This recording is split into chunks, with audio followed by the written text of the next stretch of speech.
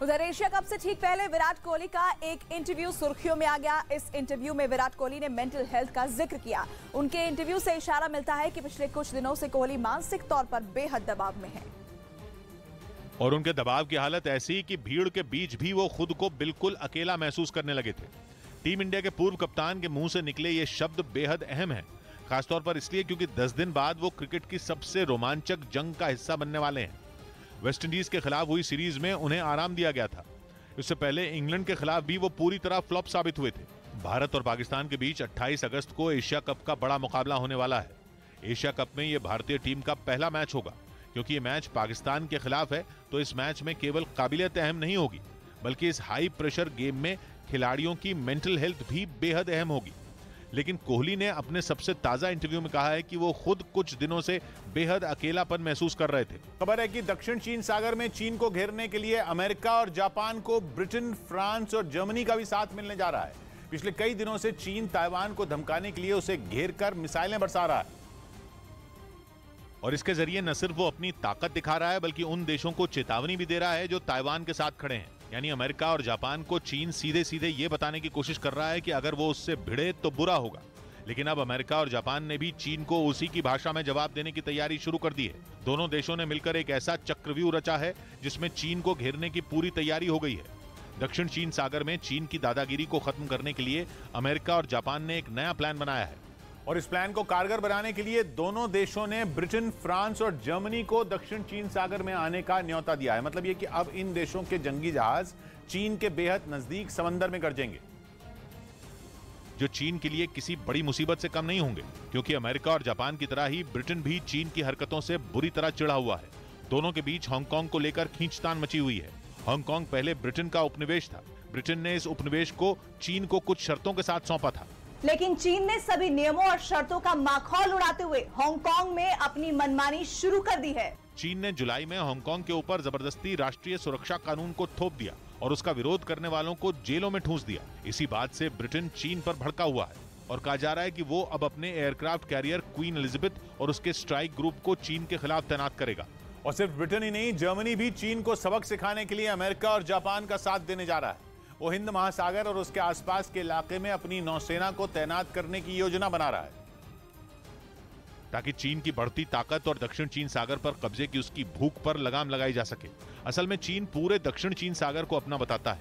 इसी वजह से उस पूरे इलाके में लगातार तनाव बना हुआ है और अब तो ताइवान के मुद्दे पर चीन आर पार की लड़ाई के मूड में दिख रहा है। अमेरिका और जापान के ताइवान के साथ खड़े होने के बाद भी वो अपने जंगी जहाजों, पनडुब्बियों और लड़ाकू विमानों का डर दिखाकर ताइवान को दहला रहा है। खबर है कि चीन की इन्हीं हरकतों के बाद फ्रांस भी अब जापान के पास अपना युद्धपोत तैनात करने जा रहा है। क्योंकि ताइवान के मुद्दे पर तनाव से पहले भी चीन और जापान पूर्वी चीन सागर के कई द्वीपों के लिए झगड़ते रहे हैं। असल में ईस्ट चाइना सी में जिन द्वीपों को लेकर झगड़ा है उन्हें जापान शेनक्यूक और चीन दिवादा कहता है और इन द्वीपों की देखरेख 1972 के बाद से जापान कर रहा है। जापान का दावा है कि ये द्वीप उसके अधिकार क्षेत्र में आते हैं। उधर चीन का कहना है कि इन द्वीपों पर उसका हक है और जापान को पीछे हट जाना चाहिए। लेकिन सिर्फ जापान से ही नहीं, दक्षिण चीन सागर पर दबदबा बनाने की कोशिश में जुटे चीन की फिलीपींस, वियतनाम, मलेशिया और ब्रुनेई जैसे देशों के साथ भी तनातनी बनी हुई है। क्योंकि चीन की नजर दक्षिण चीन सागर में तेल के बड़े भंडार और वहां से होने वाले व्यापार पर है।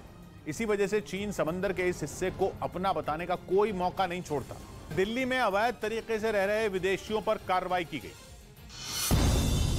दिल्ली पुलिस ने द्वारका इलाके में अवैध तरीके से रह रहे 11 विदेशी नागरिकों को डिटेंशन सेंटर भेज दिया।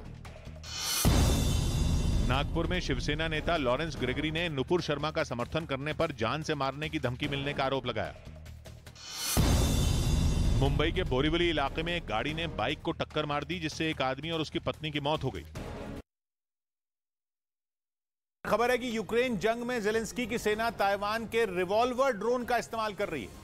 एक रिपोर्ट में दावा किया गया कि ताइवान ने अपने रिवॉल्वर ड्रोन यूक्रेन के पड़ोसी देश पोलैंड को बेचे थे, जिसने जंग के दौरान इन्हें यूक्रेन को दे दिया।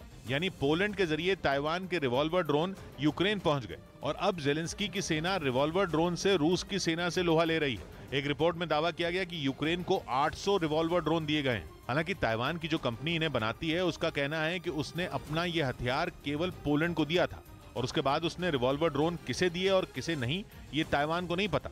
लेकिन ये तो पक्का है कि ताइवान के ड्रोन यूक्रेन में इस्तेमाल हो रहे हैं। वही यूक्रेन जो 6 महीने से रूस के सामने डटकर खड़ा है, वो भी बड़े बड़े नहीं बल्कि छोटे छोटे हथियारों के दम पर, जिनमें ताइवान का रिवॉल्वर ड्रोन भी शामिल हो चुका है। जो है तो छोटा सा, लेकिन दुश्मन को बड़ा नुकसान पहुंचा सकता है। वैसे छोटे से ताइवान के पास ज्यादातर बड़े हथियार अमेरिका से आते हैं, लेकिन रिवॉल्वर ड्रोन बनाकर उसने यह साबित कर दिया कि उसकी तकनीक किसी से कम नहीं है। इस ड्रोन को रिवॉल्वर 860 भी कहा जाता है। ये ड्रोन जंग में इस्तेमाल होता है और 42 किलो वजन लेकर उड़ सकता है। यही नहीं, ये ड्रोन अपने साथ 60 किलोमीटर के 8 मोर्टार लेकर उड़ सकता है। 60 मिलीमीटर के, माफ कीजिएगा, 60 मिलीमीटर के 8 मोर्टार लेकर उड़ सकता है, जिन्हें जरूरत पड़ने पर एक साथ या फिर बारी बारी टारगेट पर गिराया जा सकता है। और अगर हवा की गति सही दिशा में हो तो रिवॉल्वर ड्रोन 20 से 40 मिनट तक हवा में रह सकता है। पर उसके लड़ाकू विमान केवल एक दिन में एशिया पहुंच सकते हैं। माना जा रहा है कि जर्मनी ने यह एक्सरसाइज